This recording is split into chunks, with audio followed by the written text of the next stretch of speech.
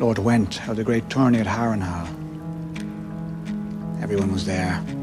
The Mad King, your father, Robert Baratheon, and Lyanna. She was already promised to Robert. And you can imagine what it was like for me, a boy from nowhere, with nothing to his name, watching these legendary men tilting at the lists. The last two riders were Barristan Selmy and Rhaegar Targaryen. When Rhaegar won, everyone cheered for their prince. I remember the girls laughing when he took off his helmet and they saw that silver hair, how handsome he was.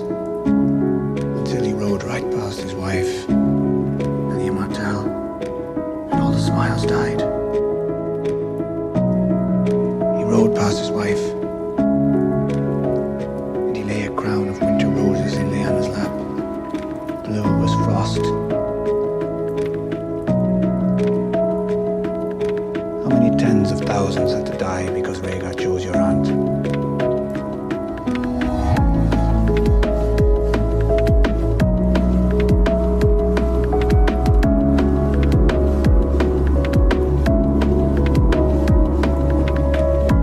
The tournament at Harrenhal served as one of the most influential moments in the history of Westeros.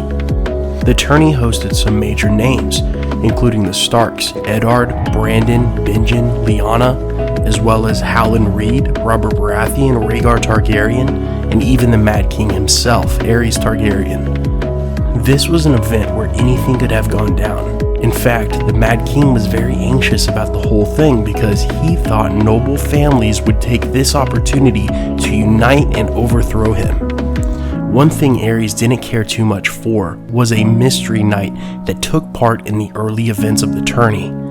A knight with mismatched armor and a shield with a laughing weirwood tree on it bested a few knights early in the competition. The mystery knight then ordered the opposing knights to rightfully reprimand their individual squires who were bullying Howland Reed the day prior. The only people who knew about the incident were the Starks, specifically Lyanna, who successfully scared off the squires during one of their run-ins. At dinner, Howland pointed out his bullies to Lyanna, and the day after, a mystery knight wearing the sigil of a weirwood tree fights for Howland's honor. The knight was said to have a booming voice when heard yelling at the other knights through their helm. A booming voice meaning they were trying to give off a false accent, maybe because the person hiding in the armor was actually a woman, a young and combative Lyanna Stark. Why is this tournament so famous? Because most people know what happened when Rhaegar ultimately won the contest.